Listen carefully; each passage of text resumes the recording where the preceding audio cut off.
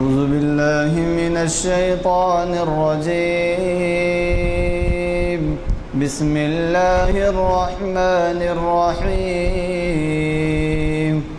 ويل لكل همزة لمزة الذي جمع مالا وعدده يحسب أن ماله أخلده كلا لينبذن في الحطمة وما أدراك ما الحطمة نار الله الموقدة التي تطلع على الأفئدة إنها عليهم مؤصدة في عمد ممددة صدق الله العظيم.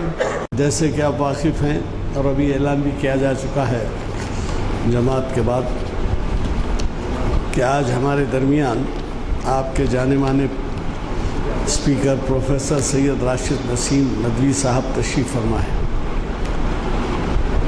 اور آج ہمارے ہفتہ واری محافل کے پروگرامز کے اعتبار سے شریعت انفارمیشن سروس کی 633ویں نشست بروز پیر بتاریخ 12 شوال 1437 ہجری مطابق 18 جولائی 2016 بعد نماز عصر بعنوان سابقہ شریعتیں اور ان کا اعتبار منعقد ہو رہی ہے۔ حضرات، آپ ہم سب واقف ہیں کہ اسلام کے وجود میں آنے سے قبل طرح طرح کے احکام، انٹرپریٹیشنز، قوانین، شریعتیں بنی ہوئی تھیں، اور وہ جو ہے ظاہر ہے کہ ایک ایسا اسٹیج آیا جس کے بعد تمام کے لیے ایک جو ہے ریگولرائزیشن ہو گیا۔ میں زیادہ آپ کا وقت نہیں لوں گا، لیکن صرف اتنا ہی کہوں گا کہ میں نے اس سے پہلے بھی آپ سے ذکر کیا ہے کہ شریعت ہمارے لیے سب کچھ ہے۔ دستور، بنیادی دستور ہمارے لیے شریعت ہے۔ دنیا میں کئی ممالک میں مختلف دساتیر وجود میں آئے، دستور کی جمع دساتیر، اور ان دساتیر میں ترمیمات ہوتی رہی۔ صرف 2-3 مثالیں دوں گا میں۔ امریکہ میں 200 سالہ پرانا ابراہیم لنکن کے زمانے کا دستور ہے، اس میں شاید 12-15 مرتبہ یا 20 مرتبہ ترمیمات ہوں۔ انگلستان میں اس وجہ سے دستور میں ترمیم کا ثواب نہیں پیدا ہوتا کہ وہاں دستور ہے ہی نہیں کوئی، روایات پہ کام ہوتا ہے، رواج۔ جیسے میں نے پہلے بھی بتایا تھا، king can do no wrong, کہتے ہیں کہ بادشاہ کوئی غلطی نہیں کر سکتا، اگر وہ کسی کو شوٹ بھی کر دے تو اس پہ آپ کچھ نہیں کر سکتے۔ کہا جاتا ہے کہ اس کو غلط مشورہ دیا گیا، کیونکہ اس سے تمام اتھارٹی فلو ہوتی ہے، پورے قوانین اسی سے نکلتے ہیں، لہٰذا وہ قانون سے بالا تر ہے۔ اسی طریقے سے کنگ از گاڈز منسٹر آن ارتھ، یہ ایک ان کا اعتقاد ہے کہ یہ بادشاہ جو ہوتا ہے خدا کا نمائندہ ہے۔ کنگ نیور ڈائز، مطلب یہ ہے کہ کنگ مرتا ہی نہیں کبھی بھی۔ اگر ایک کنگ مر رہا ہے اور دوسرا شپ میں ہے یا کہیں ہوٹل میں یا کوئی فنکشن میں ہے تو یہ سانس بیچ میں گیپ نہیں آتا، یہ سانس اس میں منتقل ہو جاتی ہے، چاہے جو بھی کراؤن پرنس ہو۔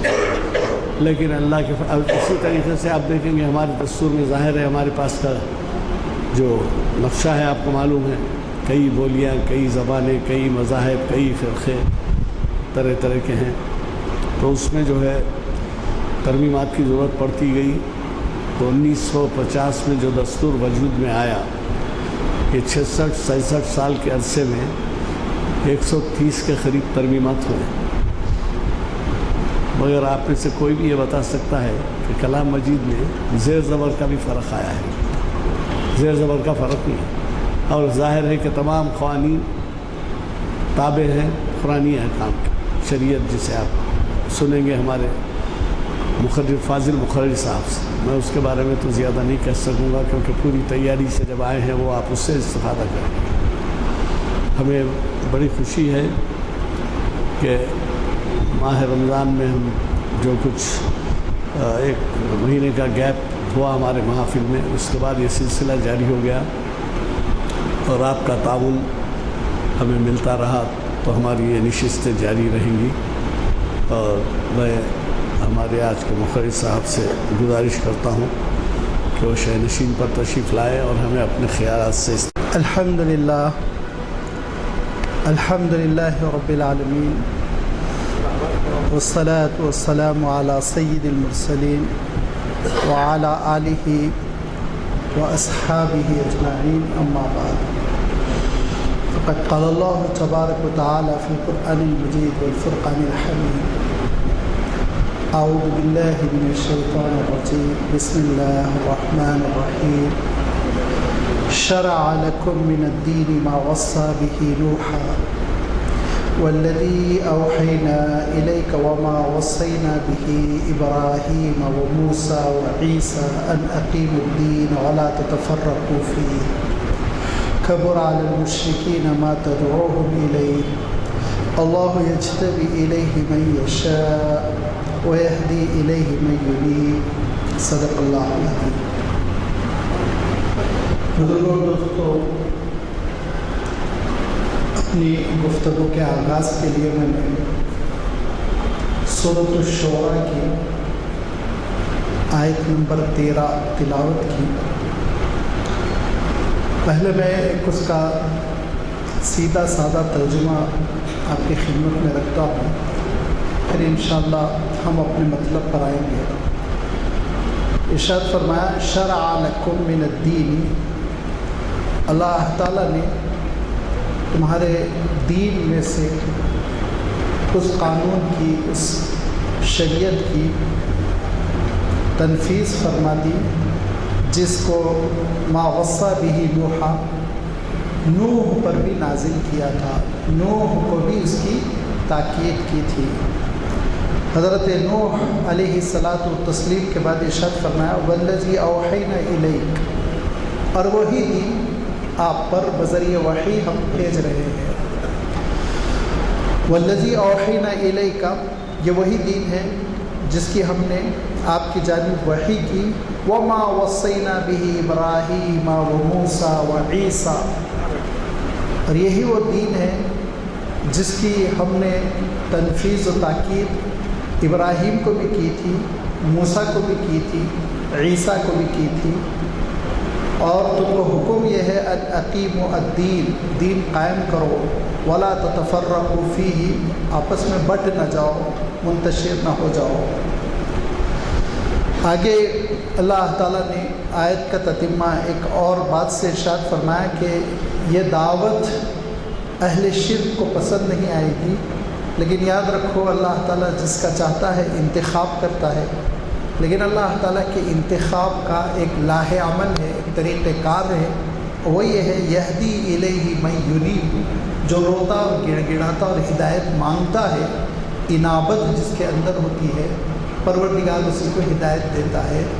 جو بے نیاز ہوتے ہیں، جن کے اندر طلب اور جن کے اندر جستجو نہیں ہوتی، مولا بھی ان کو ہدایت نہیں دیتا۔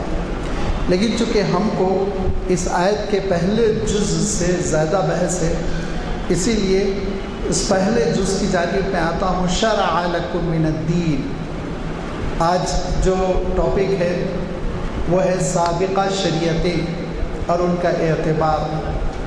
شریعت انفارمیشن لیکچر، یہ ہماری سیریز کا نام ہے۔ شریعت کا لفظ ہم بار بار سنتے رہتے ہیں، اس کا روٹ ورڈ ہے شین را عین، جس کو یہاں اللہ تعالیٰ نے اختیار فرمایا شرع لکم من الدین، تمہارے لیے اس نے شریعت سازی کی۔ شرع کے معنی بالاتفاق سارے مفسرین نے بیان کیا کہ اگر صرف آپ ڈکشنری میں اس ورڈ کو دیکھیں لنگوسٹیکلی تو راستہ بنانا، راستہ تیار کرنا، لیکن اللہ تعالیٰ نے اس لفظ کو قرآن مجید میں ایک اصطلاح کے طور پر استعمال کیا ہے، اور ایک ٹرم جیسے ہوتا ہے وہ مقام دے دیا، اور زندگی گزارنے کا طریقہ اس کا یہ مفہوم ہے۔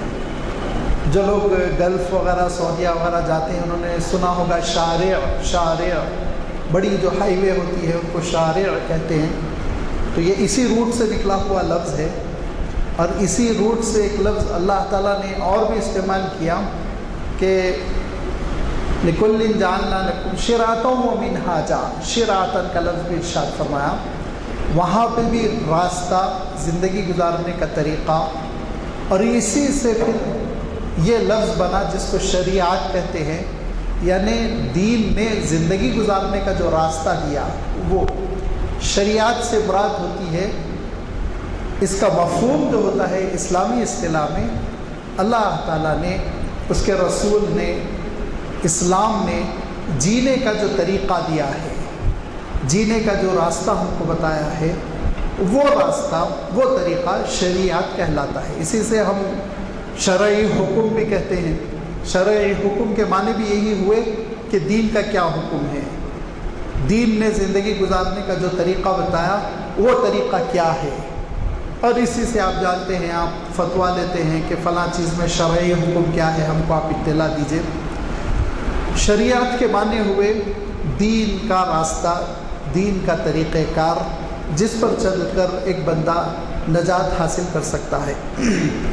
شرع لکم من الدین، اللہ تعالیٰ نے تمہارے دین سے بھی وہی شریعت سازی کی، ما وصی بہ نوحا، جو اس نے نوح کو بھی تاکید کی تھی علیہ الصلاۃ والتسلیم. حضرت نوح علیہ السلام کا اللہ تعالیٰ نے سب سے پہلے نام لیا. اس کا سبب یہ ہے کہ حضور اکرم صلی اللہ علیہ وسلم ارشاد فرماتے ہیں کہ نوح ہوا اول رسول فی الارض، روئے زمین پہ سب سے پہلے رسول حضرت نوح علیہ السلام تھے. حضرت نوح علیہ السلام سے پہلے حضرت آدم، حضرت ادریس اور بھی ایک دو، حضرت شیس، چند انبیاء کے نام آتے ہیں. وہ نبی تھے، رسول نہیں تھے. وہ نبی تھے، انبیاء تو تھے وہ، رسول نہیں تھے. اب میں سمجھتا ہوں شاید یہ مسئلہ آپ کے سامنے آ چکا ہوگا کہ نبوت اور رسالت دو علیحدہ چیزیں ہیں. نبوت سے رسالت کا مقام بہت اونچا ہوتا ہے، اور ہر رسول ایٹومیٹیکلی نبی ہوتا ہے، لیکن ہر نبی رسول نہیں ہوتا. ہر نبی رسول نہیں ہوتا، لیکن ہر رسول وہ پہلے نبی ہوگا پھر رسول. مثلا ہر گریجویٹ لازمی بات ہے ایس ایس سی پاس ہوگا، لیکن ہر ایس ایس سی پاس ہونے والا گریجویٹ ہو جائے ضروری نہیں ہے. رسول کا مقام بہت اونچا ہوتا ہے، کیونکہ اللہ تعالیٰ رسولوں پر شریعت نازل فرماتا ہے، اور رسولوں پر شریعت نازل ہونے کی وجہ سے دنیا میں تہلکہ مچتا تھا، لڑائیاں ہوتی تھیں، اور رسولوں کی مخالفت ہوتی تھی.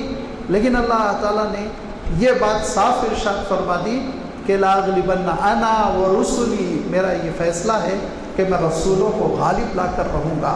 لہذا ہر رسول غالب آیا. تاریخ میں جتنے رسول ہیں وہ سب غالب آئے، مغلوب کوئی نہیں رہے. ایک سوال ہو سکتا آپ کا حضرت عیسیٰ علیہ السلام کے بارے میں آئے کہ وہ رسول ہونے کے باوجود ان کو آسمان پر اٹھایا گیا، ان کی تعلیمات غالب نہیں آ سکی ان کے سامنے. تو اس کے سلسلے میں مفسرین نے لکھا کہ حضرت عیسیٰ علیہ السلام چونکہ دوبارہ آئیں گے، اور اللہ تعالیٰ نے صاف ارشاد فرمایا کہ وَإِن مِّنْ أَهْلِ الْكِتَابِ إِلَّا لَيُؤْمِنَنَّ بِهِ قَبْلَ مَوْتِهِ، کہ حضرت عیسیٰ علیہ السلام کی موت سے پہلے پورے اہل کتاب ایمان قبول کریں گے کہ یہ اللہ کے رسول تھے. لہذا وہ بھی ایک طرح سے غالب ہے، سمجھ لیجیے. ان پر ان کے مخالف غالب نہیں آ سکے، ان کو دبا نہیں سکے، بس اللہ نے ان کو آسمان پر اٹھا لیا. میں دوسری طرف جانے لگا. عرض یہ کرنا تھا کہ حضرت نوح علیہ السلام چونکہ سب سے پہلے وہ رسول ہیں، جیسا کہ بخاری شریف میں، مسلم شریف میں یہ روایت آتی ہے جس کو میں نے ابھی کوٹ کیا کہ آپ صلی اللہ علیہ وسلم نے ارشاد فرمایا وَأَوَّلُ رَسُولٍ فِي الْأَرْضِ، کہ روئے زمین پہ وہ سب سے پہلے رسول تھے. اسی لیے اللہ تعالیٰ نے حضرت نوح علیہ الصلاۃ والتسلیم کا سب سے پہلے ذکر فرمایا. حضرت نوح علیہ السلام سے پہلے زندگی بڑی سمپل تھی، اور تعلیمات اور ہدایات کی ضرورت نہیں تھی. انسان اپنی فطرت کی بنیاد پر فیصلے کرتا تھا، قانون سازی کی ضرورت نہیں تھی. حضرت آدم علیہ السلام جب روئے زمین پر تشریف لے آئے تو پھر اس کے بعد ساری زمین پھلوں پھولوں سے لدی ہوئی تھی، جتنا چاہے آپ کھا لیجئے، جتنی بڑی زمین پہ آپ قبضہ کر لیجئے، نہ رجسٹری کی ضرورت تھی، نہ اس وقت لکھا پڑھی کسی قسم کا کوئی مسئلہ نہیں تھا۔ لیکن جب دھیرے دھیرے نسل انسانی بڑھتی چلی گئی اور ان کے درمیان اختلافات پیدا ہونے لگے اور غفلت پیدا ہونے لگی، عبادتوں میں سستی ہونے لگی، تو اللہ تعالیٰ نے حضرت نوح علیہ السلام کو شریعت عنایت فرمائی۔ اب حضرت نوح علیہ السلام سے یہ شریعت چلی تو والذی اوحینا الیک، اے نبی یہی ہم نے وہی آپ کی جانب بھی کی۔ تو جو سب سے پہلے رسول ہے اور سب سے آخری رسول، یہ دونوں کا اللہ تعالیٰ نے ایک ساتھ تذکرہ کر دیا، آپ صلی اللہ علیہ وسلم کا اور حضرت نوح علیہ السلام۔ بیچ کے جو رسول ہے ان میں سے اللہ تعالیٰ نے 3 اہم ناموں کا تذکرہ آگے کیا اور فرمایا وما وصینا بہ ابراہیم وموسیٰ وعیسیٰ، اور یہی وہ دین ہے جس کی ہم نے تاکید کی تھی، یہی وہ شریعت ہے جس کی ہم نے تاکید کی تھی ابراہیم کو بھی، موسیٰ کو بھی، عیسیٰ کو بھی علیہم الصلاۃ والتسلیم۔ سارے انبیاء اور رسول کو اللہ تعالیٰ نے اللہ تعالیٰ کے دین پر قائم رہنے کی تاکید فرمائی اور اللہ تعالیٰ نے رسولوں پر شریعت نازل فرمائی۔ اس طرح سے حضرت نوح علیہ السلام کی شریعت وجود میں آئی، حضرت ابراہیم علیہ السلام کی شریعت، حضرت موسیٰ علیہ السلام کی شریعت، حضرت عیسیٰ علیہ السلام کی شریعت، اور پھر سب سے اخیر میں آخری شریعت جس کے بارے میں اللہ تعالیٰ نے ارشاد فرمایا الیوم اکملت لکم دینکم واتممت علیکم نعمتی ورضیت لکم الاسلام دینا۔ یہ اسلامی شریعت آخری شریعت ہے، اللہ تعالیٰ نے اس کو ڈکلیئر کر دیا اور ارشاد فرمایا وَمَن یبتغی غیر الاسلام دینا فلن یقبل منہ، اللہ کے پاس شریعت اسلامی سے ہٹ کر کسی قانون کو کوئی اپنا دین بنائے گا تو وہ قابل قبول نہیں ہے۔ یہ صراحت اللہ تعالیٰ نے اپنی کتاب میں فرما دی۔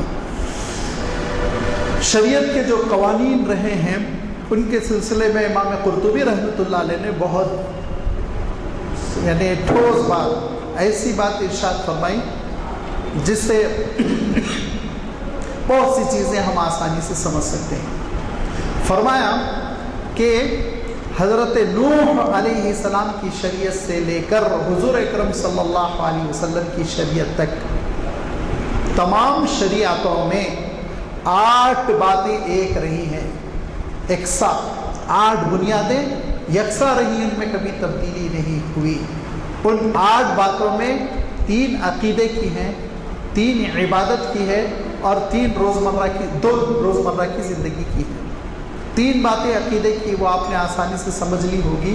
سب سے پہلی چیز توحید، نمبر 2 رسالت، نمبر 3 آخرت۔ ہر زمانے کے رسول نے یہ مطالبہ کیا کہ میری اطاعت کرو، میری پیروی کرو، میری اطاعت کرو گے تو تم کو نجات ملے گی۔ اللہ کی توحید کی دعوت دی، رسالت کی دعوت دی اور آخرت کی دعوت دی۔ یہ 3 عقیدے کی اہم باتیں ہمیشہ یکساں رہی، اس میں کوئی تبدیلی نہیں ہوئی۔ 3 عبادت کی باتیں، عبادتوں میں نماز، عبادتوں میں اللہ کی راہ میں خرچ کرنا، عبادتوں میں اللہ تعالیٰ کے لیے کچھ بھوکے رہنا، روزہ رکھنا۔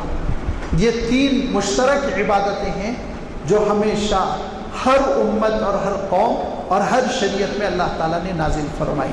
3 اور 3 6 ہو گئی۔ 2 باتیں اور ہیں جو روزمرہ کی زندگی سے تعلق رکھتی ہیں۔ وہ ارشاد فرمایا کہ لکھتے ہیں امام قرطبی اسی آیت کی تفسیر میں کہ ہمیشہ اللہ تعالیٰ نے خبائث کو حرام رکھا 1 اور طیبات کو حلال رکھا 2، یہ 8 باتیں۔ لہذا اللہ تعالیٰ نے ہمیشہ خنزیر کو حرام رکھا، خبائث میں سے۔ آپ سوچیں گے عیسائی دنیا میں تو وہ جائز ہے، عیسائی دنیا نے حضرت عیسیٰ علیہ السلام کی شریعت میں تبدیلی کی اور کہہ کے اعلان کے ساتھ انہوں نے تبدیلی کی۔ انہوں نے کیا کہا آپ جانتے ہیں کہ بائبل میں خنزیر حرام ہے، بائبل میں آج بھی صراحت ہے کہ خنزیر تم نہیں کھا سکتے، لیکن جب انہوں نے یہ دیکھا کہ حلال و حرام کی لیمیٹیشنز عیسائیت پھیلنے میں رکاوٹ بن رہی ہے تو انہوں نے خنزیر بھی کھا سکتے، ارے کیسے کھا سکتے، بائبل میں تو نہیں کھا سکتے، حرام لکھا۔ تو کیا جواب دیا؟ عیسائی علماء نے، عیسائی اسکالرس نے جواب دیا کہ وہ صرف خانوادہ ابراہیم کے لیے حرام ہے، جن کو ہم بنی اسرائیل کہتے ہیں، باقی ساری انسانوں کے لیے جائز ہے۔ وہ VIPs ہیں، ان کے لیے کچھ چیزیں الگ ہے، تمہارے لیے کچھ چیزیں الگ ہے۔ یہ کہہ کے انسانوں کو دھوکہ دے کر انہوں نے خنزیر حلال کیا، اور اس کے بعد سے آپ جانتے ہیں کہ حضور اکرم صلی اللہ علیہ وسلم ارشاد فرماتے ہیں حضرت عیسیٰ علیہ السلام کا نزول ہوگا تو پورے خنزیر پر پابندی لگا دیں گے حضرت عیسیٰ علیہ السلام، اس کی حرمت کا اعلان کریں گے، ایسا اعلان کریں گے کہ خنزیر کو قتل کریں گے، ختم کر دیں گے۔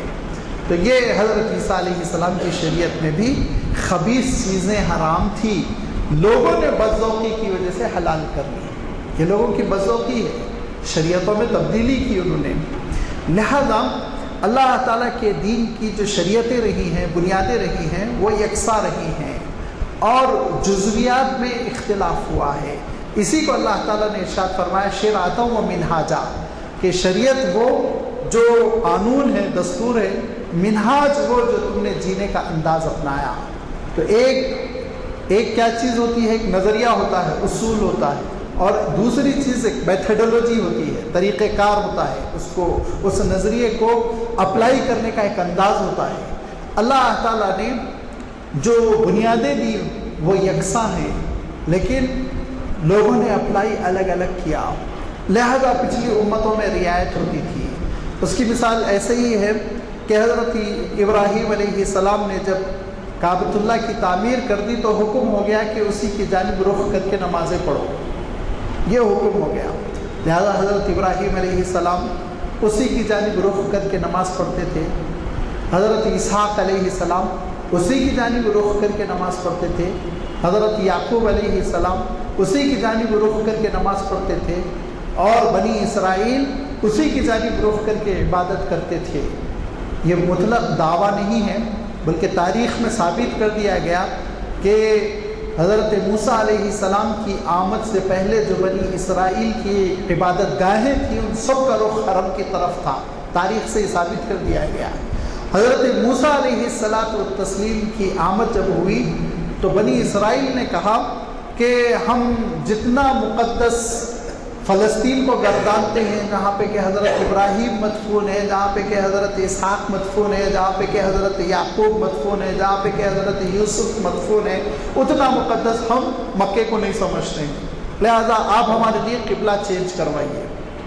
یہ جب مطالبہ کیا انہوں نے اور ضد کی اور کہا ہم نہیں پڑھیں گے، ہمارا دل نہیں لگتا اس رخ پہ نماز پڑھنے میں، تو اللہ تعالیٰ نے کہا ٹھیک ہے، ہم ان کے لیے یہ عارضی طور پر قبلہ تجویز کرتے ہیں کہ یہ ہیکل سلیمانی کی جانب، یعنی آپ اس کو چاہے تو یروشلم کہہ لیجئے، یروشلم کی جانب رخ کر کے یہ نمازیں پڑھ سکتے ہیں۔ یروشلم میں بیچوں بیچ، پورا یروشلم ایک چٹان پر ہے اور اس کے بیچوں بیچ ایک پہاڑ ہے، اور اس پہاڑ پر قبۃ الصخرہ مسجد بنی ہوئی ہے، اسی کی جانب رخ کر کے لوگ نماز پڑھتے تھے۔ لیکن حضور اکرم صلی اللہ علیہ وسلم کی جب آمد ہوئی تو پھر اللہ تعالیٰ نے حقیقی قبلے کی طرف پھر رخ پھیر دیا۔ آج ہمارا ٹاپک یہ ہے کہ پچھلی شریعتوں کا حکم کیا ہے، پچھلی شریعتوں کا آیا اعتبار کیا جائے گا، نہیں اعتبار کیا جائے گا۔ جن چیزوں میں موجودہ شریعت اسلامی کا کوئی حکم اگر نہ ملتا ہو تو ایسی صورت میں علماء نے، فقہا نے اور ہمارے اصول بنانے والے اصولیین نے اجازت دی ہے کہ وہ پچھلی شریعتوں میں بھی تحقیق کر لے۔ تو ہماری شریعت کے سورس میں جیسے کتاب اللہ ہے، دوسرے نمبر پر حدیث رسول اللہ ہے، تیسرے نمبر پر امت کا اجماع ہے، چوتھے نمبر پر قیاس ہے، پانچویں نمبر پر مصالح مرسلہ ہے۔ مصلحت کس کو کہتے ہیں دینی نقطہ نظر سے میں پوری گفتگو کر چکا ہوں، اور مصالح مرسلہ پانچویں نمبر پر ہے، اور چھٹے نمبر پر جیسے کہ عرف ہے، معروف ہے، ایسے ہی ساتویں نمبر پر شریعت، پچھلی امتوں کی شریعت بھی ایک سورس ہے، اس پر بھی نگاہ کی جائے گی۔ اس کی سب سے بڑی دلیل وہی ہے جس کی جانب میں نے اشارہ کیا۔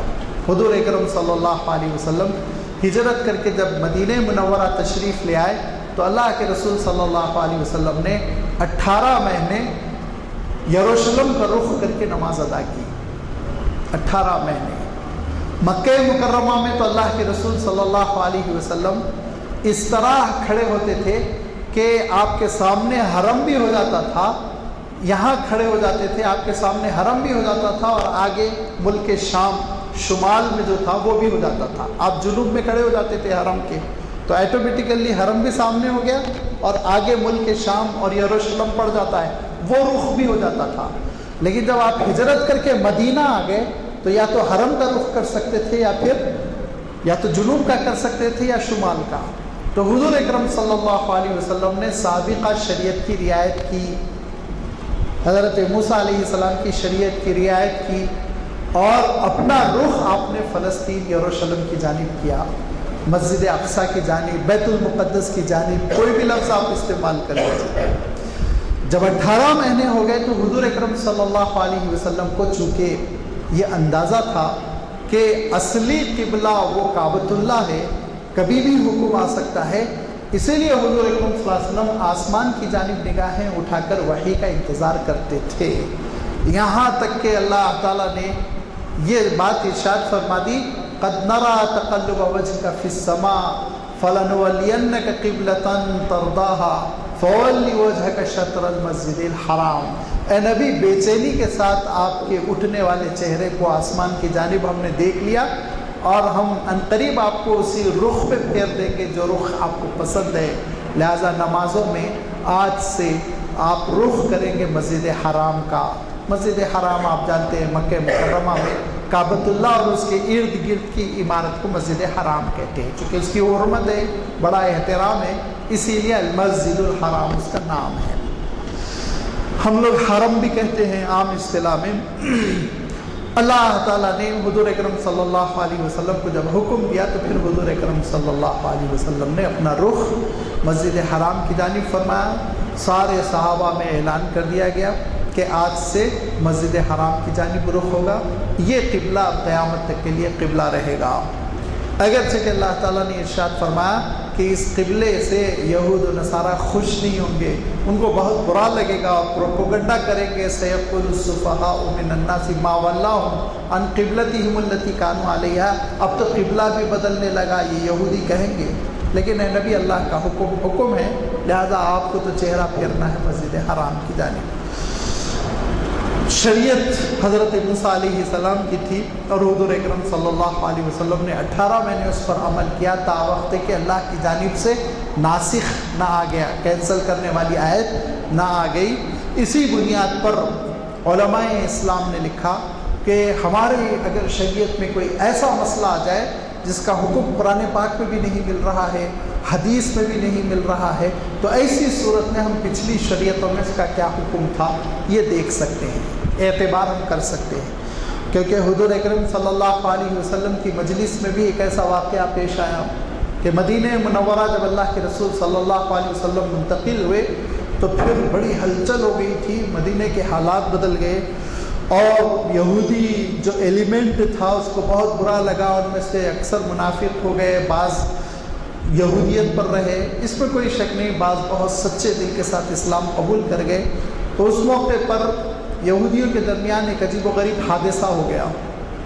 یہودیوں کے درمیان ایک حادثہ یہ ہوا کہ ان کی ایک معزز خاندان کی عورت زنا میں مرتکب پکڑ لی گئی, زنا کا ارتکاب ہوا. خاندان بڑا اچھا تھا اور وہ لوگ چاہتے تھے کہ جو حضرت موسیٰ علیہ السلام کی شریعت کا حکم ہے وہ اس عورت پر جاری نہ ہو. لہٰذا انہوں نے بہانہ یہ نکالا کہ آج کل لیڈر تو محمد بنے ہوئے ہیں صلی اللہ علیہ وسلم, ان سے ججمنٹ کرائیں گے, وہ کچھ کہہ دیں گے, ہم قصہ ختم کر دیں گے, سارے عرب خاموش ہو جائیں گے. لہذا ہم حضور اکرم صلی اللہ علیہ وسلم کی خدمت میں حاضر ہوئے, کیس رکھا. حضور نے فرمایا تورات لے کر آؤ, تورات لے کر آؤ. اب وہ سمجھتے تھے کہ حضور اکرم صلی اللہ علیہ وسلم تورات سے ناواقف ہے, لہذا تورات لے کر آئے. انہی میں کہ ایک عالم سے کہا تورات پڑھو, زنا کے معاملے میں تورات کا جو حکم ہے وہ نکال کر پڑھو. اس نے کتاب کھلی, اس زمانے میں لازمی بات ہے ایسی مجلد کتابیں نہیں ہوتی تھی بلکہ موٹے موٹے صفحے ہوتے تھے جو جلدوں کے اور درختوں کی چھال کے ہوتے تھے. اس نے مطلوبہ صفحہ کھولا اور کھولنے کے بعد اس کو پکڑ کر ایسے انگوٹھا رکھا اور کہا کہ اگر تم میں سے کوئی مرد یا کوئی عورت زنا کرتے ہوئے پکڑے جائیں تو ان کا منہ کالا کرو اور گدھے پہ بٹھا کر شہر میں ایک بار گشت کرا دو. حضور اکرم صلی اللہ علیہ وسلم نے وہ نسخہ لے لیا، لے کے ایک دوسرے عبرانی کے عالم سے کہا تم پورا پڑھو. انہوں نے پڑھنا شروع کیا. اب تورات کا حکم یہ تھا تم میں سے کوئی مرد یا کوئی عورت زنا کرتے ہوئے پکڑے جائیں تو ان کو 100 کوڑے مارو اور منہ کالا کر کے ایک مرتبہ شہر میں گشت کرا دو. کہا یہ 100 کوڑے ماریے. آپ کا جو حکم ہے آپ ہی کی تورات کا آپ جاری کیجئے، آپ بچنا چاہ رہے ہیں اس سے، لہذا اللہ کا جو حکم تورات میں ہے وہی تم نافذ کرو. لہذا تورات کا حکم نافذ کیا گیا. تو پتہ یہ چلا حضور اکرم صلی اللہ علیہ وسلم نے جب تک کہ قرآن پاک میں سنسار کرنے کا حکم نازل نہیں ہوا تورات کی رعایت کی، یعنی پچھلی شریعت کی رعایت کی. لہذا یہ وہ واقعات ہے اور اسی قبیل کے اسی انداز کے متعدد واقعات کتابوں میں چکے آتے ہیں، صحیح روایتوں میں آتے ہیں. اسی لیے علماء اسلام نے یہ کہا ہے کہ ہم پچھلی شریعت میں بھی حکم تلاش کریں گے، لیکن وہی کنڈیشنل جس کو میں پہلے سے وضاحت کر رہا ہوں، غلط فہمی نہ ہو کہ قرآن مجید میں کوئی حکم آ جائے تو قرآن مجید کے حکم کو لازمی بات ہے پہلے نافذ کیا جائے گا. اگر قرآن پاک میں نہیں ہے تو سنت میں تلاش کیا جائے گا، سنت میں نہیں ہے تو اجماع ہے کیا دیکھیں گے. پوری امت کسی حکم پر متحد ہوئی، وہ نہیں ہے تو پھر ہم قیاس کریں گے. اور قیاس کس کو کہتے ہیں میں وضاحت کر چکا ہوں کہ دو حکم، ایک کی علت آپ کو معلوم ہے اور دوسرا نیا حکم پیش آ گیا لیکن علت مشترک ہے دونوں میں، تو پھر حکم جاری کرنا وہ ایک ٹیکنیکل چیز ہے. لہذا قیاس پر عمل کیا جائے گا. اور اگر یہ ساری چیزوں کے باوجود بھی کوئی حکم اگر ہم کو نظر نہیں آ رہا ہے تو ہم پچھلی شریعتوں کا مطالعہ کر سکتے ہیں. پچھلی شریعتوں کی ایک اہمیت ہے اور وہ اہمیت اس لیے ہے کہ اللہ تعالیٰ نے ہی ان کو نازل کیا تھا، اللہ تعالیٰ نے ہی ان کو نازل کیا تھا. اور جو پچھلی شریعت میں غلط باتیں رائج ہو گئی تھی، کسی حرام کو حلال کر لیا گیا تھا، کسی حلال کو حرام کر دیا گیا تھا، کسی عبادت کی شکل بدل دی گئی تھی، ایسی کوئی چیز ہوئی تو قرآن پاک میں اس کی نوٹس لے لی گئی. گھبرانے کی ضرورت نہیں ہے کہ ایسا نہ ہو ہم پچھلی شریعت میں حکم تلاش کریں اور وہ شریعت معلوم ہو کہ کسی حلال کو حرام کر دے، حرام کو حلال کر دے. کہا ایسا کوئی خطرہ نہیں ہے کیونکہ اہم باتیں قرآن پاک میں اللہ تعالیٰ نے نازل کر دی. جیسے اللہ تعالیٰ نے صراحت کے ساتھ یہ ارشاد فرما دیا کہ تمہارے لیے اونٹ حلال ہے، کیونکہ پچھلی شریعت میں ان لوگوں نے اونٹ کو حرام کر دیا تھا محض اس لیے کہ ان کو اونٹ سے ایک نفرت سی تھی، بیزارگی تھی کہ یہ عربوں کا جانور ہے. لہذا انہوں نے فتویٰ دے دے کہ اونٹ کے گوشت کو حرام کر دیا تھا. چربی انہوں نے حرام کر دی تھی، اور چربی حرام کرنے کی وجہ یہ ہے کہ ان کے انبیاء علیہ الصلاۃ والتسلیم دیکھ رہے تھے کہ یہ لوگ خوب مرغن غذائیں کھا کھا کر پڑے رہتے ہیں، کام نہیں کرتے، لہذا ان پر چربی حرام کر دی گئی تھی. اللہ تعالیٰ نے قرآن مجید میں کہا کہ تمہارے لیے چربی حرام نہیں ہے، حلال ہے، صاف اللہ تعالیٰ نے ارشاد فرمایا. تو ایسی ہی بعض چیزیں جو زبردستی حرام کر دی گئی تھی اس کی صراحت کر دی گئی. بعض چیزیں جو حرام تھی، غلط تھی، ناجائز تھی، ان کو اہل کتاب نے حلال کر دیا تھا. اللہ تعالیٰ نے قرآن پاک میں ان کی بھی وضاحت کر دی اور ارشاد فرمایا نہیں یہ بہت ہی خراب چیز ہے، ناپسندیدہ چیز ہے، ناپاک چیز ہے، اس کے قریب بھی نہ پھٹکو. لہذا پتہ یہ چلا کہ صرف مسئلہ رہ گیا ہے ان احکام کا جن احکام کی جزویات اور تفصیلات نہیں بیان میں آئی ہیں قرآن پاک میں، احادیث میں. تو لازمی بات ہے آپ پچھلی شریعتوں میں حکم تلاش کر سکتے ہیں. اگر پچھلی شریعت میں کہیں کوئی حکم مل جائے تو اس کے اختیار کرنے میں کوئی حرج نہیں ہے. اس کی دلیل دیتے ہوئے علماء نے کہا کہ اللہ تعالیٰ نے سورۃ الانعام میں انبیاء علیہ الصلاۃ والتسلیم کا تذکرہ کیا اور تذکرہ کرتے کرتے اللہ تعالیٰ نے ارشاد فرمایا اولئک الذین ھدی اللہ فبہداہ مقتدی. یہ وہ انبیاء و رسول ہیں جو اللہ نے جن کو ہدایت دی تھی، راہ راست پر چلایا تھا، اور ان کی ہدایتوں سے تم استفادہ کر سکتے ہو، اقتداء کر سکتے ہو، ان کے راستے پر چل سکتے ہو۔ لہذا انبیاء علیہ الصلاۃ والتسلیم کی اگر کوئی سنت ثابت ہو جائے تو ان کو اختیار کرنے میں کوئی حرج نہیں ہے۔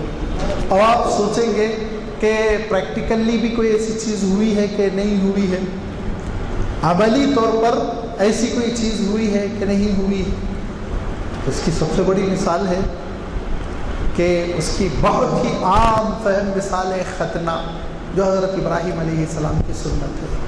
قرآن مجید میں کوئی حکم نہیں ہے، لیکن چونکہ حضرت ابراہیم علیہ السلام کی سنت ہے اور اہل کتاب بھی اپنایا کرتے تھے، اب بھی ان میں سے بعض طبقے اپناتے ہیں، اور اس امت نے اس سنت کو حضرت ابراہیم علیہ السلام کی اس شریعت میں زندہ رکھا، اور آج اس شریعت میں اس پر عمل ہوتا ہے، اس کو منسوخ نہیں کیا گیا ہے۔ حضور اکرم صلی اللہ علیہ وسلم کا ارشاد ہے جس میں حضور اکرم صلی اللہ علیہ وسلم نے حضرت ابراہیم علیہ السلام کی چند سنتوں کا تذکرہ کیا۔ اس میں حضور اکرم صلی اللہ علیہ وسلم ارشاد فرماتے ہیں کہ منہ زیر ناف کا صاف کرنا بھی حضرت ابراہیم علیہ السلام کا طریقہ کار ہے، جو اس شریعت میں پسند کیا گیا، اختیار کیا گیا ہے۔ حضرت ابراہیم علیہ السلام زیر بغل بالوں کو بھی پسند نہیں فرماتے تھے، اس کو بھی صاف کرتے تھے۔ یہ سنت ابراہیم کی جاری ہے، آپ جانتے ہیں۔ اس شریعت میں اس کو پسند کیا گیا، جاری کیا گیا، کسی نہ کسی درجے میں اس کو رکھا گیا۔ اس کو آپ کہیں کہ مستحب، اس کو آپ کہہ لیں سنت، اس کو آپ یہ کہہ لیں کہ اگر اس پہ نہ کریں تو کراہیت پیدا ہوتی ہے، بہرحال لیکن حکم تو کسی نہ کسی درجے میں ہے۔ تو پتہ یہ چلا کہ وہ احکام ہیں جو اگرچہ کہ حضرت ابراہیم علیہ السلام کی شریعت کے تھے، لیکن ان کو اس امت میں جاری رکھا گیا ہے، اور یہ امت ان پر عمل کرتی ہے اور غیروں کے مقابلے میں زیادہ عمل کرتی ہے۔ اسی لیے تو اللہ تعالیٰ نے ارشاد فرمایا ان اول الناس بابراہیم ھذا النبی والذین آمنوا معہ، ابراہیم سے زیادہ تعلق تو یہ امت رکھتی ہے جو امت محمد ہے، بہت گہرا تعلق رکھتی ہے اور بہت مانوس ہے حضرت ابراہیم علیہ السلام کی شریعت سے۔ اور باقی حضرت ابراہیم علیہ السلام کے نام لیوا، انہوں نے تو حضرت ابراہیم علیہ السلام کی سیرت کو گم کر دیا، احکام کو گم کر دیا، وہ عمل نہیں کرتے، لیکن الحمدللہ یہ امت عمل کرتی ہے۔ اور اسی طرح حضور اکرم صلی اللہ علیہ وسلم جب حج کے لیے حجۃ الوداع میں تشریف لے جا رہے تھے تو قربانی کے سلسلے میں صحابہ نے پوچھا اے اللہ کے رسول ما ھذہ الاضحیہ، یہ جو قربانی پیش کرتے ہیں ہم، یہ کیا چیز ہے؟ تو حضور نے کیا فرمایا؟ سنت ابیکم ابراہیم، یہ تمہارے والد ماجد جد امجد ابراہیم کی سنت ہے۔ تو بہت سی ابراہیمی سنتیں، جب ہم ابراہیمی سنتیں کہہ رہے ہیں تو لازمی بات ہے حضرت موسیٰ نے بھی اس پہ عمل کیا ہوگا، لازمی بات ہے حضرت عیسیٰ نے بھی اس پہ عمل کیا ہوگا۔ اور ایک روایت میں آتا ہے کہ حضرت موسیٰ علیہ السلام نے باضابطہ حج کیا، اور حضور اکرم صلی اللہ علیہ وسلم نے ایک وادی بتا کر کہا یہاں سے موسیٰ داخل ہوئے تھے مکہ مکرمہ میں طواف کرنے کے لیے، اس راستے سے آئے تھے۔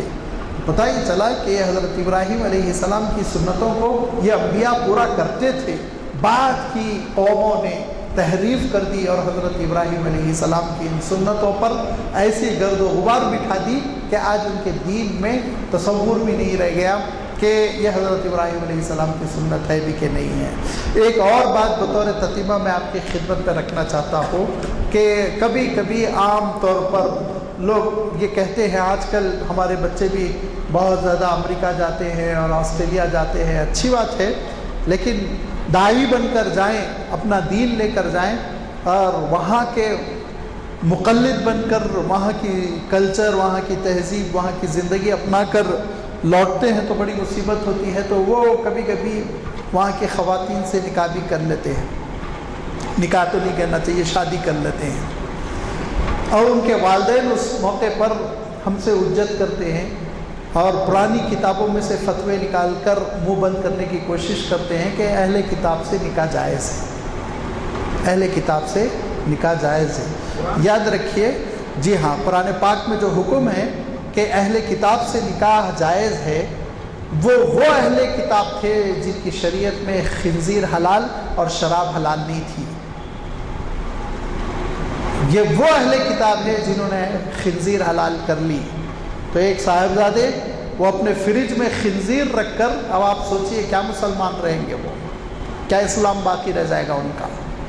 لازمی بات ہے کہ جب گھر میں یہ وہ لوگ آ جائیں گے جن کی شریعت میں خنزیر بالکل حرام ہے، جنہوں نے بالکل دین کا نقشہ بگاڑ دیا، کتاب کا نقشہ بگاڑ دیا، تو اب آپ ان کو اہل کتاب نہیں کہہ سکتے، اب آپ ان کو اہل کتاب نہیں کہہ سکتے۔ اہل کتاب وہ تھے جو اللہ کی پچھلی کتابوں پر عمل کرتے تھے، اب وہ اللہ کی پچھلی کتابوں پر عمل نہیں کرتے، ان کو انہوں نے اپنی زندگی سے نکال کر پھینک دیا ہے۔ ہاں کبھی کبھار چرچ ورچ میں جا کر کچھ گنگنا لیتے ہیں، وہ بھی بوڑھے ہونے کی صورت میں، نوجوان بالکل نہیں جاتے، آپ تجزیہ کر لیجئے حالات کا۔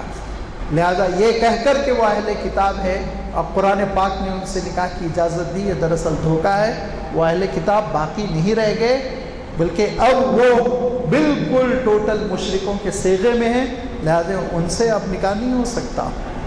ہاں اگر وہ کتاب کی شریعت پر عمل کر رہے ہیں، وہ مانتے ہیں رجم، وہ مانتے ہیں خنزیر حرام، وہ مانتے ہیں توحید کو، آخرت کو، صرف رسالت کے حد تک ہمارا ان کا اختلاف ہے تو پھر بھی کچھ سمجھ میں آ سکتا ہے، لیکن جب ان چیزوں کو وہ نہیں مانتے تو لازمی بات ہے وہ اہل کتاب کے صیغے میں نہیں ہے۔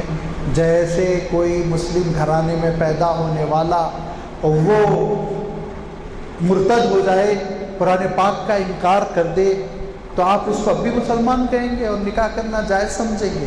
نہیں، مسلمان گھرانے میں پیدا ہوا نہیں، ہرگز نہیں، اس کا ارتداد اس کے لیے دوسری زندگی کو شروع کر چکا ہے۔ لہٰذا یہ ہم اس سلسلے میں اپنی نئی نسلوں کی تربیت کریں کہ وہاں ازدواجی تعلقات قائم کرنا غیر شرعی ہوگا، حرام ہوگا، نکاح منعقد نہیں ہوگا، ان کے عقائد بالکل بدل چکے ہیں۔ وہ حضور اکرم صلی اللہ علیہ وسلم کے زمانے کے اہل کتاب تھے جو بڑی گہری عبادت کیا کرتے تھے اور اپنے ان کے عبادت خانے ہوتے تھے، بڑی محتاج زندگی بسر کرتے تھے، جن کا تذکرہ سیرت کی کتابوں میں آتا ہے، وہ اہل کتاب تھے، یہ اہل کتاب نہیں ہے۔ لہذا یہ بھی ایک جزوی مسئلہ تھا کہ پچھلی شریعتوں کے سلسلے میں کہ پچھلی شریعتوں کو ماننے والے ہی نہیں رہ گئے تو ہم لازمی بات ہے وہ حکومت پہ دائر نہیں کر سکتے۔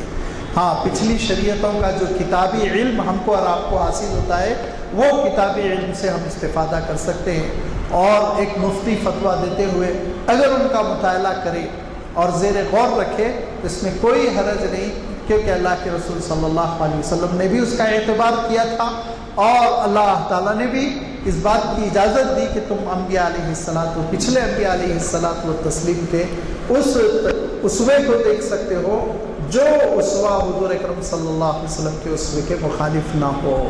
اگر حضور اکرم صلی اللہ علیہ وسلم نے بات فرما دی، حکم فرما دیا، تو اب اس سے آپ انحراف نہیں کر سکتے۔ جیسے اللہ تعالیٰ نے قرآن مجید میں ایک جگہ کوٹ کیا کہ من اجل ذالک کتبنا علی بنی اسرائیل انہ من قتل نفسا بغیر نفس او فساد فی الارض فکأنما قتل الناس جميعا۔ قصاص کا حکم اللہ تعالیٰ ارشاد فرماتا ہے جیسے امت مسلمہ کو دیا گیا تھا ویسے ہی یہودیوں کو بھی دیا گیا تھا۔ اللہ تعالیٰ ارشاد فرماتا ہے کہ کتب علیکم الصیام کما کتب علی الذین من قبلکم، روزے کا حکم جیسے تم کو دیا جا رہا ہے پچھلی امت کو بھی دیا جا رہا ہے۔ چنانچہ جو اہل کتاب کا روزہ تھا اس روزے کی نوعیت یہ تھی کہ وہ روزہ اس وقت تک افطار کر سکتے تھے اور کھا پی سکتے تھے جب تک آنکھ نہ لگ جائے، جب سو جاتے تھے تو نیا روزہ شروع ہو جاتا تھا آٹومیٹیکلی۔ تو ان کے پاس روزہ شروع ہونے کا سبب وہ صبح صادق نہیں بلکہ نیند۔ صحابہ بہت پریشان ہوئے، تھکے ہارے کھیت میں کام کرتے تھے، مزدوری کرتے تھے، تھکے ہارے تھوڑا سا سستانے کے لیے مغرب کے بعد بیٹھے، آنکھ لگ گئی، سو گئے، اب کھانا حرام، روزہ شروع۔ تو حضور اکرم صلی اللہ علیہ وسلم کی خدمت میں حاضر ہوتے رہے اور کہا کہ اللہ کے رسول بڑا گناہ ہو گیا، سو گیا تھا، بہت بھوک لگ رہی تھی، دن بھر کا یوں ہی بھوکا تھا، روزہ تھا، دوسرا روزہ شروع ہونے کا ڈر تھا، لہٰذا آنکھ لگی، جھپک لگ گئی، پھر بھی میں کھا لیا کھانا، اب کیا کروں؟ حضور اکرم صلی اللہ علیہ وسلم نے کہا کہ بھئی انتظار کرو، پچھلی شریعت کا تو حکم یہی ہے، میں کچھ نہیں کہہ سکتا، یہاں تک کہ اللہ تعالیٰ نے خود حکم نازل فرمایا اور یہ ارشاد فرمایا کہ اگر تم کو آنکھ لگ جائے تو تمہارا روزہ نہیں شروع ہوگا. تمہارا روزہ کب سے شروع ہوگا؟ حَتَّى يَتَبَيَّنَ لَكُمُ الْخَيْطُ الْأَبْيَضُ مِنَ الْخَيْطِ الْأَسْوَدِ مِنَ الْفَجْرِ. صبح صادق سے تمہارا روزہ شروع ہوگا، لہذا تم کو پریشان ہونے کی ضرورت نہیں، تم صبح صادق تک کھا پی سکتے ہو. تو یہ وہ پچھلی شریعت کے احکام ہیں، سابقہ شریعتوں کے احکام ہیں جن کی ابتدائی اسلام میں بڑی رعایت کی گئی تھی، اور فقہ کی کتابوں میں صاف لکھا ہے کہ فقہ اسلامی کے سورسز میں اس کی بھی ایک اہمیت ہے، اور اس کی اہمیت کا انکار نہیں کیا جا سکتا. لیکن چونکہ مسئلہ نازک ہے، وہ آپ کے لیے نہیں ہے، وہ فقہا اس کو دیکھیں گے، اس پہ سوچیں گے، سمجھیں گے. آپ اس کو لے کر فتویٰ نہیں دے سکتے ٹیکنیکلی، لہذا آپ کی خدمت میں یہ اس لیے پیش کیا جا رہا ہے. ایک تو یہ کہ سابقہ شریعتوں سے واقفیت ہو، نمبر 1. نمبر 2، ہم کو معلوم رہے کہ اسلامک فقہ جو ہے، اسلامی قانون جو ہے، اس کے سورسز کیا کیا ہیں، یہ ہم کو پتہ رہے. اس کے لیے آپ کی خدمت میں یہ بات پیش کی گئی. یہ میں سمجھتا ہوں شاید میرا اس ٹاپک پہ 6واں یا 7واں محاضرہ ہو گیا ہے. انشاءاللہ ایک آدھ گفتگو اور کرنے کے بعد یہ سلسلہ ختم ہوگا. وآخر دعوانا ان الحمدللہ. آپ کو خود اندازہ ہوا ہوگا کہ عنوان کتنا اہم تھا، اور اس کے ساتھ مخیر صاحب نے کتنا انصاف کیا. آج کل امریکہ جانا بہت عام ہے. حد یہ ہے کہ اس میں جو مالی رکاوٹیں، دشواریاں ہوتی تھیں، پیسے والے جا سکتے تھے نہیں، اب تو ہر کوئی جا سکتا ہے. میرٹ رہا تو پھر اس کو جو ہے یونیورسٹیز بلا لیتے ہیں، وہ پیسہ دیتے ہیں، پڑھاتے ہیں، سب کچھ کرتے ہیں. تو ایسے میں یہ جو بات کی بات کہی گئی کہ اہل کتاب کا انٹرپریٹیشن، یہ میں سمجھتا ہوں تقریر کا آج کا سب سے اہم پہلو ہے، اور اس کا خیال رکھیں ہم کہ وہ امریکہ میں ہی نہیں بلکہ اہل کتاب کے عنوان سے جہاں بھی ہو رہے ہیں گٹھ بندھن، جوڑ، میرجز ہوتے ہیں، تو اس کا خیال رکھیں. وہ تو آپ کو پتہ ہے کہ ابھی سپریم کورٹ نے ایک فیصلہ لیا ہے کہ 1950 میں ہمارا دستور نافذ ہوا، اور اس وقت سے آج تک چرچ نے جو طلاق دیے ہیں وہ سب غیر قانونی ہیں. یعنی اب یہ بتایا جا رہا ہے. تو خیر میرا کہنے کا مطلب یہ ہے کہ بہت احتیاط کی ضرورت ہے. ہمارے سامعین میں سردار نانک سنگھ نشتر بھی تشریف رکھتے ہیں. میں اس لیے ذکر کر رہا ہوں کہ وہ ہماری محافل میں بڑی پابندی سے شرکت کرتے ہیں، اور کل پرسوں اسی وقت یہ وقت کے اوپر امریکہ سے تشریف لائے. اور ایک دن جیٹ لیگ جسے کہتے ہیں کہ جا کے آنے کے بعد 3 4 دن لوگ گھر سے نہیں نکلتے، مگر وہ دیکھیے آپ کے برابر جو ہے ہماری محفل کی قدر کرتے ہیں اور اس پر بیٹھ کے سن رہے ہیں. اور ہم ہیں کہ ابھی ہمارے نوجوانوں کو بھی ہم راغب کرنے میں غفلت برت رہے ہیں. تو اب تو یہ آج جو خطاب آپ نے سنا اس میں نوجوانوں کے لیے ہی بہت بڑا درس ہے. وہ واقف ہی نہیں، بس جیسے آپ نے فرمایا کہ نہیں اہل کتاب سے جائز ہے، لہذا اب وہ اہل کتاب ہے یا نہیں ہے، اہل کتاب کے احکام کی پابندی کر رہے ہیں یا نہیں کر رہے ہیں، اس کے اندر جاتے نہیں، بلکہ وہ اندھے ہوتے ہیں محبت میں، وہ داموں میں گرفتار ہوتے ہیں وہاں کے تہذیب کے. اور اس کے ساتھ جو ہے آپ کئی کیسز ہیں، آپ کے حلقوں میں بھی ہوں گے ایسے بڑے بڑے یہاں سے لوگ گئے اور وہاں پر جو ہے عیسائیوں سے شادی کر لی، اور پھر اس کے بعد وہیں رہے، وہیں ختم ہوئے، پھر صورت وطن کی نہیں دیکھے. تو اس میں بہت احتیاط کی ضرورت ہے، اور جو کچھ اللہ مولانا نے فرمایا اس کے اوپر دھیان دینے کی ضرورت ہے. میرے خیال میں آپ اس طریقے کے عنوانات سے ہم کو اور مزید بھی آئندہ واقف کرواتے رہیں گے. اور میں اس وجہ سے کہہ رہا ہوں کہ آپ کے خیالات جو بھی ہوتے ہیں وہ اخبارات بھی جو ہے بہت نمایاں طور پر شائع کرتے ہیں. تو اس وجہ سے آپ بھی حضرات اس بات کا خیال رکھیں. آپ کو یہ بھی پتہ ہے یا نہیں معلوم کہ ہر اتوار کو راشد نسیم ندوی صاحب کا جو خطاب ہوتا ہے چریان پیلس میں، اس میں شہر کے کونے کونے سے لوگ کھینچے چلے آتے ہیں. اگر آپ جا کے دیکھیں تو گاڑیوں کی قطار کتنی لگی ہوئی ہے، اور ہوتے فجر کے بعد اتوار کے. چنانچہ کل کے اتوار ہوا خطاب، تو ایسے اہم عنوانات اور ایسے لائق و فاضل، آپ تو پریزیڈنٹ کے ایوارڈ یافتہ ہیں، تو خطاب جب ہم سے کرتے ہیں تو میں تو یہ چاہوں گا کہ یہاں ایک کرسی بھی خالی نہ رہے۔ جب اتنی دور سے لوگ جاتے ہیں، ہمارے یہاں سے بھی جاتے ہیں، اس مسجد سے بھی جاتے ہیں، بیٹھے ہیں شمس الدین صاحب، معین الدین صاحب، یہ لوگ جاتے ہیں ہمارے، تو بہرحال اس بات کا خیال رکھیں کہ ایسے اہم عنوانات جب آپ کے سامنے آتے ہیں، آپ کو پرچے فراہم کیے جاتے ہیں اعلامیے، کوشش کیجئے کہ اس اعلامیے کے ذریعے آپ اور لوگوں کو بھی راغب کریں، آپ ہمارے سفیر بن جائیں۔ کتنے اہم عنوانات ہوتے ہیں، اس کی اہمیت جتائیں کہ اگر کسی کو ایک پرچہ دیا جا رہا ہے تو کہیں اور 2-4 پرچے دیجیے، میں کسی جگہ دوں۔ بعض حضرات تو یہاں یہ تک بھی کرتے تھے کہ اعلامیوں کے زیراکس نکال کے بھی تقسیم کیے۔ میں اس وجہ سے عرض کر رہا ہوں کہ ایسے لوگ جن کے مالی حالات بھی اتنے سمجھے خود مکتفی نہیں رہتے ہو، لیکن وہ بھی جو ہے تبلیغ کے لیے نکل جاتے ہیں، تو مہینہ 2 مہینے اپنے خرچ سے تبلیغ میں جڑ جاتے ہیں۔ اور یہاں پر ہیں ہم کہ ہمارے اعلامیے بھی ہم کسی کے ہاتھ میں دینے کے لیے زحمت نہیں کر سکتے، یہ بات نہیں ہونی چاہیے۔ کرتے ہیں لوگ تو اچھے ہیں، لیکن آپ بھی اس بات کا خیال رکھیں کہ اعلامیوں کو آپ اس کی تشہیر کریں، مساجد میں لگائیں، لوگوں کو مشورہ دیں۔ اب آپ اندازہ لگائیے کہ اب اس قدر پاپولر ہو گیا ہے ہمارا یہ ویب سائٹ کہ بعض وقت باہر سے آنے والے یا وہاں سے فون آتا ہے کہ صاحب وہ کل کے لیکچر کا ابھی تک آپ کا انتظام نہیں ہوا، تو وہ لیکچر ابھی نہیں جاتا ہو، اور رات میں ویب سائٹ کے لیے تبدیل ہوتا ہے، اور پھر کل جو ہے وہ ویب سائٹ پہ جائے گا۔ تو اس طرح سے باہر سنا جاتا ہے، لیکن یہ چراغ تلے اندھیرا، اور ہم جو ہے اس سے استفادہ نہیں کر رہے۔ میں گزارش کرتا ہوں کہ اس بات کا خیال رکھیں۔ میں مولانا سے گزارش کرتا ہوں کہ دعا فرمائیں۔ پوچھنا چاہتے ہیں، پوچھیے جی۔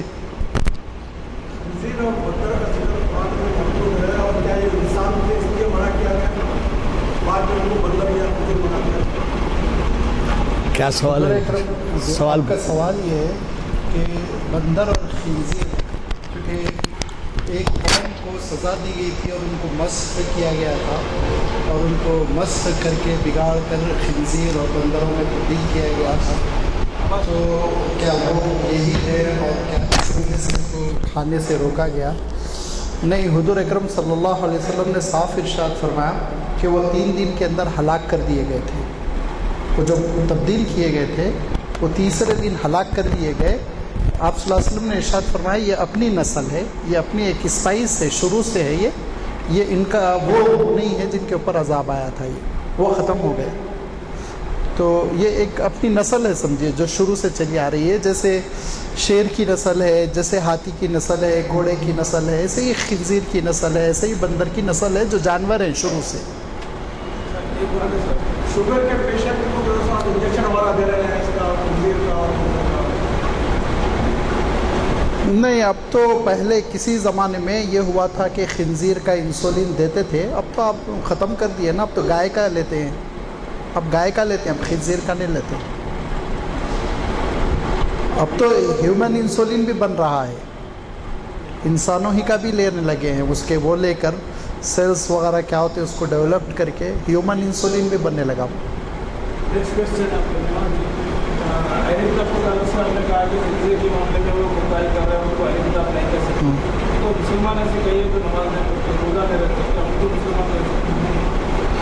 دیکھیے اسلام جی ان کا سوال یہ ہے کہ اہل کتاب نے خنزیر کو حلال کر لیا، اسی لیے ہم ان کو اہل کتاب اب نہیں کہہ سکتے، اور اسی نظیر اسی بنیاد پہ انہوں نے اپنا سوال یہ بنایا کہ مسلمان جو نماز چھوڑتے ہیں یا اور ایسے ہی کوئی حرام کام کرتے ہوں تو ان کو مسلمان کہیں گے یا نہیں کہیں گے۔ دیکھیے اسلام سے خارج ہونے کے لیے کچھ حدود بنائے گئے ہیں، قانونی حدود ہے، ان حدود کو جب پار کر جاتا ہے ایک شخص تو وہ غیر مسلم ہو جاتا ہے، جب تک وہ حدود کو پار نہیں کرتا اس کو بہرحال مسلمان کہتے ہیں۔ ان میں سے جو حدود ہے وہ یہ کہ مثلا قرآن پاک کا انکار کر دے، حضور اکرم صلی اللہ علیہ وسلم کی رسالت کا انکار کر دے، یا نماز فرض نہیں ہے کہہ دے، نماز کی فرضیت کا انکار کر دے، وغیرہ وغیرہ۔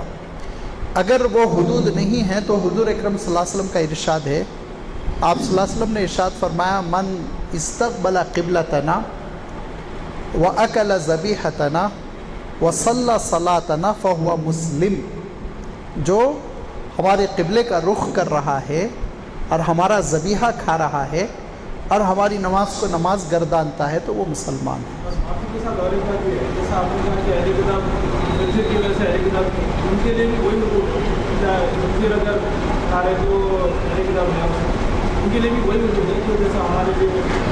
دیکھیے اہل کتاب میں ایک خنزیر کا مسئلہ لے کے آپ نہیں چل سکتے، وہ تو میں بتایا نا کہ ان کے اندر تو اب مورتی پوجا ہے پوری کی پوری، تمام ان کو توڑ دیے گئے۔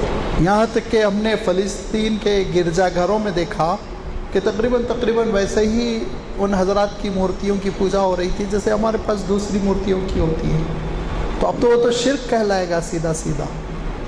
ان کے اہل کتاب نہ ہونے کے اسباب میں سے، بہت سارے اسباب میں سے یہ سبب بھی ہے، خنزیر کو حلال کر لینا سبب ہے، اللہ کی کتابوں کو پس پشت ڈال دینا بھی سبب ہے، سینکڑوں اسباب جمع ہو گئے، اسی لیے وہ اب وہ اہل کتاب نہیں رہے۔ اور ایک یہ آج کی مجلس سے اس سوال کا تعلق نہیں ہے، پتہ نہیں کیوں ہمارے کسی بھائی نے پوچھا گوڑ پھوڑ کھا سکتے ہیں یا نہیں کھا سکتے ہیں، حلال جانور ہے یا نہیں ہے۔ گوڑ پھوڑ جس کو عربی میں ضبن کہتے ہیں، ضبن، ضب، اس کا حکم یہ ہے کہ ایک صاحب اس کا کچھ گوشت وغیرہ لے کے حضور اکرم صلی اللہ علیہ وسلم کے دسترخوان پر بیٹھ گئے، حضور اکرم صلی اللہ علیہ وسلم نے اس کو ہاتھ بھی نہیں لگایا، لیکن وہ صاحب نے کھایا۔ امام ابو حنیفہ رحمۃ اللہ علیہ کہتے ہیں حضور نے اگر وہ پاک تھا حلال تھا تو ہاتھ کیوں نہیں لگایا، اس کو چکا کیوں نہیں، لہذا وہ حرام ہے۔ امام شافعی کہتے ہیں حضور اکرم صلی اللہ علیہ وسلم کے دسترخوان پہ کھایا گیا، حضور نے منع کیوں نہیں کیا، لہذا وہ حلال ہے۔ اگر آپ حنفی ہے تو نہیں کھانا، شافعی ہے تو کھا سکتے۔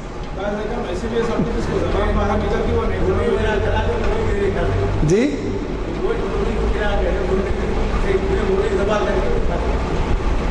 اب اتنا شوق ہے آپ کو تو کھائیے، مگر وہ کیسے کھاتے پتہ نہیں، عجیب چھپکلی جیسا ہوتا ہے، کیوں کھاتے پتہ نہیں، مگر یہ طے ہے کہ عرب بہت رغبت سے اس کو کھاتے، عرب بہت رغبت سے کھاتے ہیں، صحرا میں پکڑ پکڑ کے اس کو کھاتے ہیں۔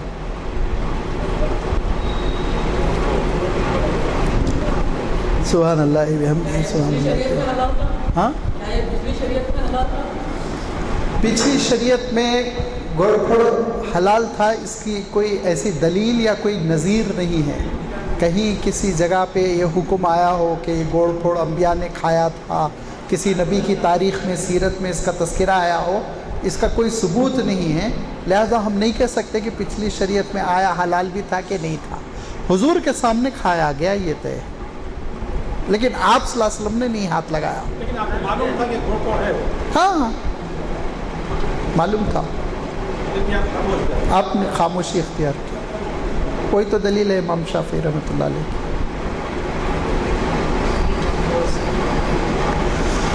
سبحان اللہ بحمدہ، سبحان اللہ العظیم، نشہد ان لا الہ الا انت نستغفرک و نتوب الیک۔